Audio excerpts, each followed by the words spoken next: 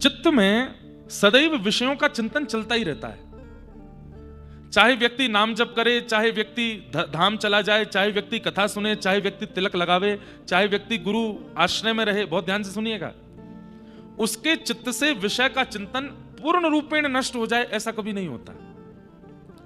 आप बद्रीनाथ में बैठे हैं, ऐसे पावन तीर्थ में बैठे हैं, लेकिन यहां पर आने के बाद भी जहां किसी प्रकार के विषय का चिंतन हो ही नहीं सकता, फिर भी विषय एक ना एक दिन आ ही जाता है।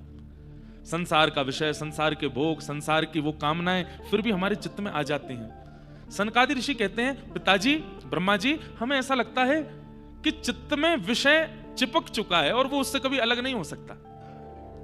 जिस चित्त में कभी विषय अलग होता ही नहीं है, तो फिर उसके विषय त्याग की इतनी बात क्यों कही जाती है? हमारी बात समझ लीजिएगा, बस थोड़ा गूढ़ विषय है, ऐसे ही नहीं हंस भगवान प्रकट हो गए। ध्यान से सुनो। चित्त में सदा विषयों का चिंतन चलता ही रहता है। एक बार हमारी बंबई में कथा हुई, बहुत पहले की बात। एक व्यक्ति आया, बिहार के थे वो, हमसे आके बोले, महाराज जी एक बात बताएं। मैंने बोलो। मैं जब नाम जप करता हूं, माला करता हूं। मैंने कहा, और माला करते करते अगर मैं आंख खोल के करूं तो ठीक है, आंख बंद करता हूं तो बड़ी गड़बड़ होती है। मैंने क्या होता है? बोले नहीं नहीं वो नहीं बताऊंगा। मैंने कहा बताओ। बोले नहीं नहीं वो नहीं बताऊंगा। मैंने कहा बताओ तो। बोले मैं जैसे ही आंख बंद करके नाम जप करता हूं तो मुझे वैश्याएं दिखती हैं। मैंने कहा भैया अब मैं क्या करूं, मुझे बताओ। मैंने कहा इसका मतलब क्या है? हाथ में साधन है, जीव पे साधन है, चित्त में साधन है। बुद्धि जानती है कि नाम जप चल रहा है, जीव जानती है कि नाम जप चल रहा है, हाथ को पता है कि नाम जप चल रहा है, लेकिन मन फिर भी विषय का चिंतन कर रहा है। इसका मतलब नाम से ज्यादा, ठाकुर जी से ज्यादा विषय का चिंतन पूर्व में बहुत किया गया है, इसलिए वो विषय बार बार प्रकट होता है। जिसका चिंतन हमने अतिशय मात्रा में किया होगा नेत्र बंद करने पर। और एक बात बोलूं, स्वप्न को ऐसे ही मत समझा कीजिए।